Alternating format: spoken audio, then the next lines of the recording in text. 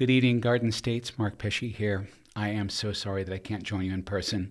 However, Ronnie's asked that I deliver a shortened version of my keynote and video, and I'm going to do that for you right now. So strap in and get ready for something completely human. I want to begin with a bit of really good news. Our good news is that our lives are now incredibly long.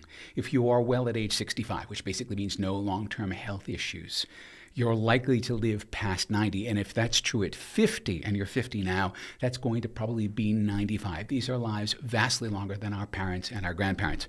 But there's a sting, because it turns out that as we're living longer, we are not living well.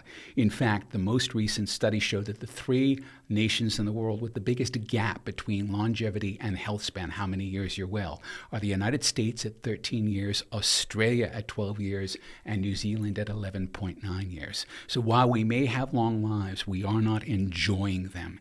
And this is a problem we need to confront not just as individuals, but as a community. And that's at the core of this talk. Because there's no magic here. What we're going to do is talk about us and the things that we can do ourselves. And of course, because of the empowerments we have as a community, we're also going to take a look at those. But let's take a look at what those three things are. There are three simple things. Now, the thing about this is simple does not mean easy. Just because we can simply understand them, carrying them out is always the difficult bit. Okay, what are those three simple things? We need to stay active, we need to stay connected, and we need to stay contributing. Our wellness, our happiness in our long lives depends on each of these. So what I want to do is I want to unroll each of these a bit so we can get a sense of what we really mean here. So let's start with active. So we think about active as getting up and getting out of our chair and being active in our body. But that's not the whole of the story, because we're of many pieces. Yes, we need to be active in our body. We need to get up and move around and continue moving around. But we also need to be active in our mind, and we need to be active in our souls. So when we think about being active in our body, the thing that I've learned is that the older you get, the harder you have to work. There is no leaning back. To the scope of what you are capable of, you need to be doing it and even pushing yourself every single day. And it's interesting because we actually now have some new substances that are aiding us in this. Of course, things like Ozempic, which can get people to be thin enough that they can feel like they can move and they can exercise again. But those drugs also have profound effects on the body's reward system. So the things that we were doing that were maybe not good for us before seem to fade away when we use these drugs, and the things that we should be doing seem to be accentuated. So we may be entering a new era of pharmacology where these drugs are being good for us because they're helping us to be more active. All right, so that's active. Now let's think about mind. What's capturing your imagination? We need to stay active in our minds all of our lives. We can't just sit back and relax. This is not what this is about. So think about, what are the things in your mind that get you excited, that you're interested in, that you want to learn about, that you want to explore? Find those things and lean into them. And if you're wondering if anything is interesting anymore, again, there are probably some substances that can help you understand that. And then finally, soul. What moves you? If you aren't well in touch with your soul, this is the point in your life where you're going to need to have a good look inside. What is moving your soul? Now, this is an interesting point because we know at least one of the substances that is starting to become in more common use, iboga, is targeted exactly at this, that people emerge from iboga experiences with a very clear sense of what their soul is and where they're about. So again, for each of these, we need to make these moves on our own, but we can have some help along the way. So that's active. That's active in body, that's active in mind, that's active in soul. All right. Then we need to talk about connecting. Connecting is the most basic, essential part of being a human being. We are social creatures. We need one another. There's no question about that. There never was any question about that. But what I want to show you is a kind of flow chart of how we connect over the course of our lives. When we're born, what do? We connect with mom and dad and maybe our siblings. That's a relatively small set of connections. And then we start to go to pre-kindy and then kindy and school, and we have a set of friends that start to grow. grow as we grow older, and because we have more agency, we can do that. And then, of course, we hit teenage, and we may have a whole crowd of friends. We may have some besties, but we'll have a whole bunch of people that we'll know. And then we go to uni, and we make all of these new friends, and maybe we start to meet the people who will be our partners in lives. And this is that moment of maximum extent. Generally, people in their late 20s have more strong social connections than at any other point in our lives, because that's simply how our lives are designed. And it sort of peaks there, and then what happens is, as we marry, as we have families, as we have children and responsibilities, we start to trim those connections back a little bit. The energy is being directed into the family unit, just as it should be.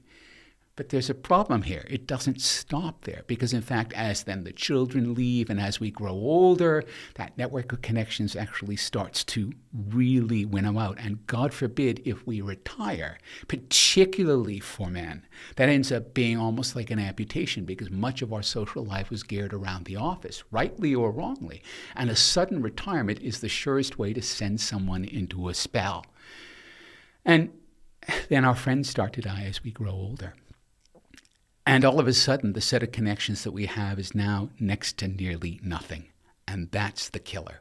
And that's why connecting really sits at the heart of this, because really what we need to think about is how we can stay connected to one another, and how we can reinforce those connections, and how we can get out there every day and make new connections. Because as we age, the greater our needs to keep our hearts open, because everything about our circumstance and about the flow of culture tends to keep us away from that, so that we end up dying alone. And that is not the way we want to go. Okay, so what can we actually do about that practically? Well, there are two things that I know of that I would recommend. The first is metta, the practice of loving kindness meditation. That is not instantaneous, although actually it does work relatively quickly. But if you focus on loving kindness for all people, for all sentient beings everywhere, foundational Buddhist practice, but a good thing anyway, it changes your attitude toward people. It opens you up. It makes you more receptive. It gives you the sense of being able to connect. Now, that's a good thing, but it may not be the only thing. In fact, we have an entire class of drugs known as empathogens, which are also designed to do this thing, perhaps not with the same duration as a metta practice, which can change people over a course of years, but will do so well, and in the right circumstances will do so sustainably. We need to think about these things as necessary tools as we age, not just things to have fun with when we're young, because they will help us to keep our connections and our webs of meaning open.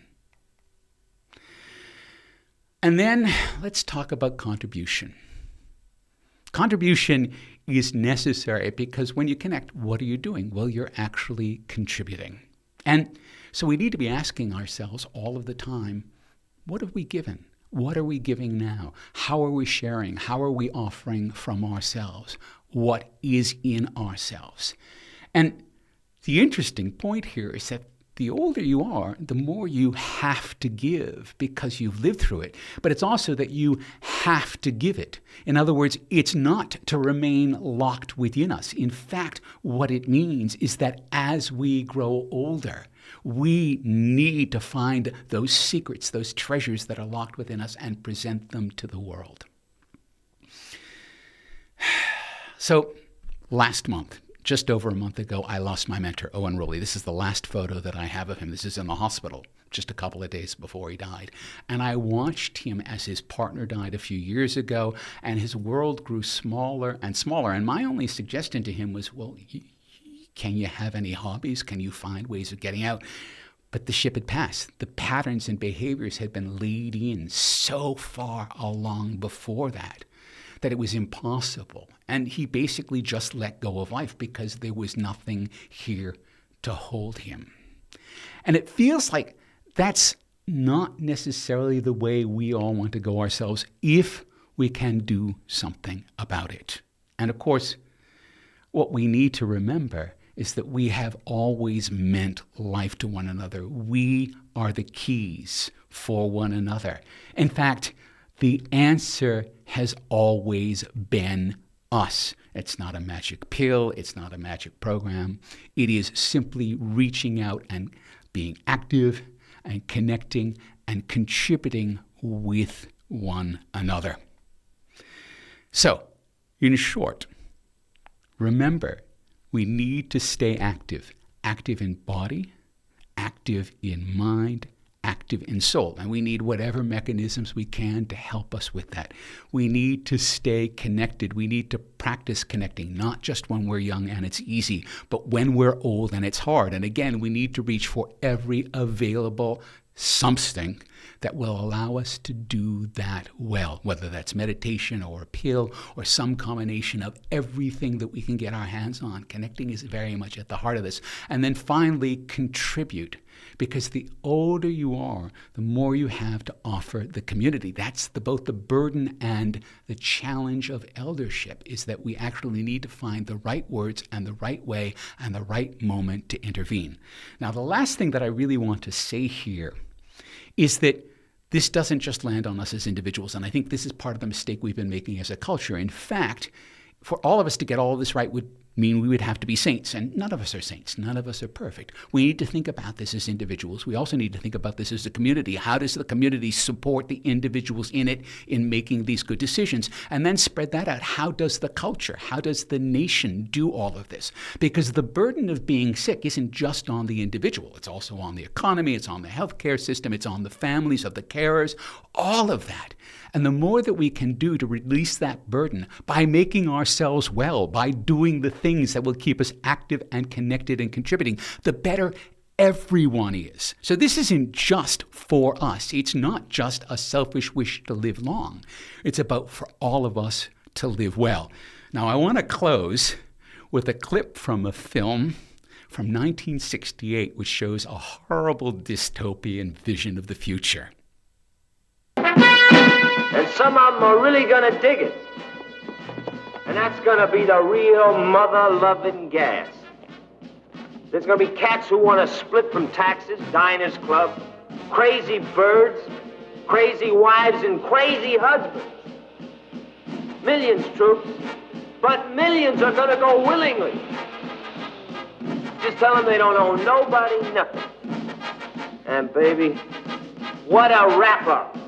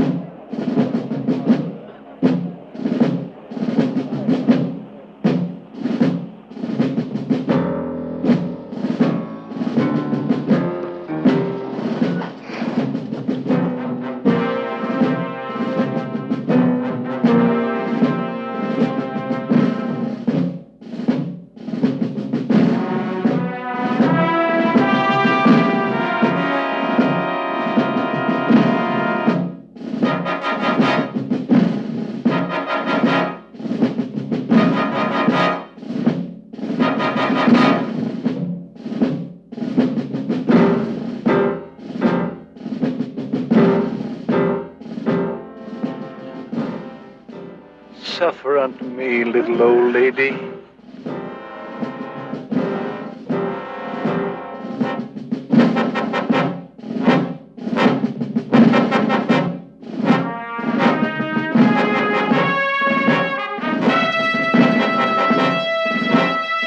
The best campaign dinners are no campaign dinners. Contribute, contribute, contribute to yourself.